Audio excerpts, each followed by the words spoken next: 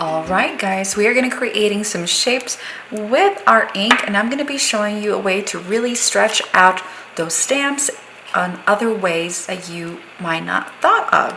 For this, we're going to be using the Baby Boy Plaid. This is a gorgeous stamp, and let me show you. It's just a gorgeous plaid.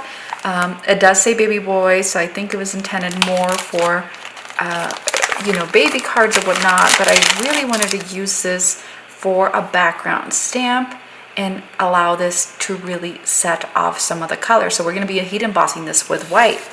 And then for the sentiment, we're going to be using You Are Amazing.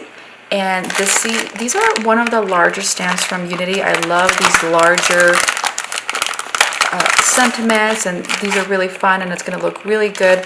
We're going to be doing these in black cardstock. Of course, we're going to be using my card front in white. Going to be using Studio Cadia Shimmering Ice Fusion. This is just a clear sequin pack. You can use anything you like. Nuvo drops would work too if you don't have sequins at your disposal. And then the star of the show, of course, is the ink. So I have 5 color shades here, and I have my Distress Oxides, and this is what we're going to be creating some circles to do our background. So let's get started. Okay guys, I have my pre-cut card base as I mentioned earlier, and we're going to begin creating the background pattern. I have 5 different colors of Distress Oxides. You do not have to use Distress Oxides. This is just what I've got because I really like the way they blend. Now, I think for the blending, we do not want to use one of those makeup brushes. We want to use a round brush for this, or if you use the makeup brush, to use something with a smaller head.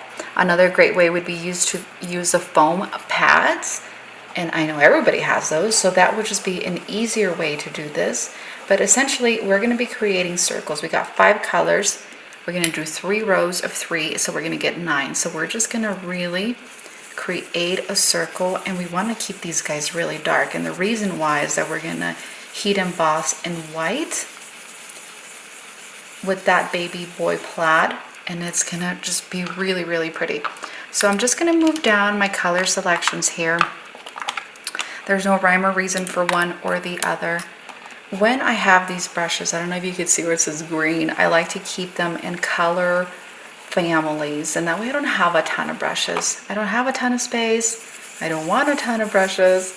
So it's just a great way to keep one brush per color family. All right, we are just going to continue on doing our circles here. And the more color you grab on your brush, the easier it will be to blend. And honestly, we're just going to continue using the same colors over and over. So with them being 5 colors and we're having 9 circles, one of them is going to be left out. So it's not a huge deal. It'll be fine. These lighter colors do require a little more pressure and a little more blending. This is so relaxing, just blending and doing my little circles. All right, so I have one of these. So I'm going to use this for this one, and I have this is the one I used for the orange. So I think I'm going to use my pink one. I'm going to grab this.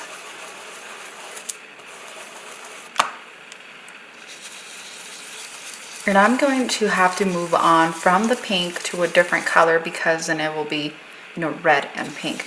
So I think I'm going to go ahead and skip this one. Okay guys, once that is completely done, I ended up doing more than 9 circles, so that's okay.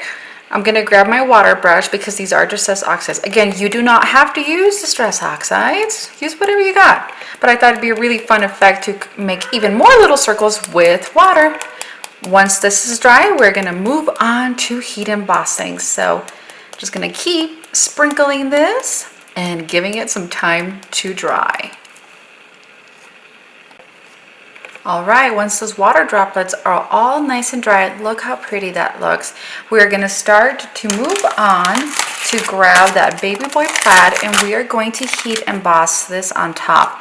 We're going to streamline the heat embossing today. Hopefully we can get this one done a little quicker. So we're going to be using the U. Going to line that up And then I'm going to do our amazing, let me search for that here. And well, you know what we're gonna do? We can't do anything. We'll remove the backing. And I'm just gonna move this over to give it enough room. And that way these guys are gonna be stamped in the same cardstock. All right, we are going to ink up the You Can Do Anything. We're gonna do it on, we're gonna stamp this on our black cardstock.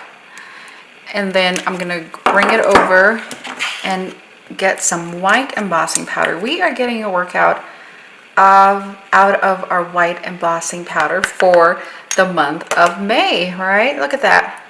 Okay, we're gonna set that aside and we're gonna bring our gun here shortly. So for this larger image, I don't know if you watched some of my other videos, I don't use acrylic blocks on these large guys from Unity because you don't need it, honestly.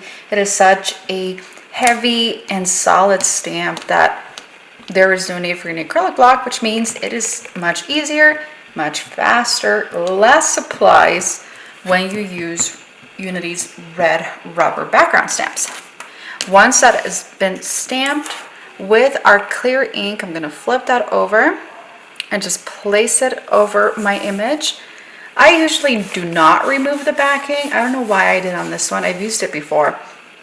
But because it's not as easy to slide if you remove the backing, I'm just going to use my sweater to really rub everything and press down. And once that's pressed down, look how fun! We're going to grab our white embossing powder. When using a large background stamp, you really do want to work in quarters. So, you know, we're going to do 1/4, move on to the other side. And one, it's going to be easier to cover the entire image so you don't have some blank spots. And once you do the quarters, look at that. We're going to remove the excess, and I'm going to bring in my heat gun and heat set these guys. I'm not going to torture you with the sound, but I will be back when these are all nice and heat set. All right, look how pretty that is. It's gorgeous and an easy way to use your inks. And then we're going to be using this U, and I'm going to go ahead and just hand cut it with my scissors, and then we're going to begin putting our card together. All right, look how nice that's cut. I totally just did that with the scissors. So now we're going to begin putting our card together. I got my card base ready to go, and this is Nina 110 pound. I'm going to grab my baby plaid with my ink blending, and I'm going to try to straighten this so it's a nice and even card. I like to create all my artwork on card panels and then place them on the card bases. It just seems easier to me, and it's a lot easier to show you, so I don't have a card panel going all over the place. So I'm going to place this right in the center, and then I have my clear embellishment, so I'm just going to go ahead and add a couple. You can do groups of 3, which is what I'm going to do. I'll just keep it very clean and very simple. Gonna grab my tool, and this is the Crystal Katana, and I will link it below so you guys can find it. I really like this. Another more affordable option, I think these are like 20 bucks, is the Marvy Jewel Picker. Another great option to pick up your jewels and just to make the grabbing of sequins much easier. And that does it. Look how fun. I hope you've enjoyed this quick tutorial. Be sure to click a like if you really love it, give it a share, and subscribe to my YouTube channel so I can continue providing these tutorials to you at no cost. All products are linked below. These are affiliate links. If you purchase from them, I get a small commission with no extra cost to you. And that does it. Thank you so much for joining me today. This is a color combos for Crystal. Thank you so much. Have a great day.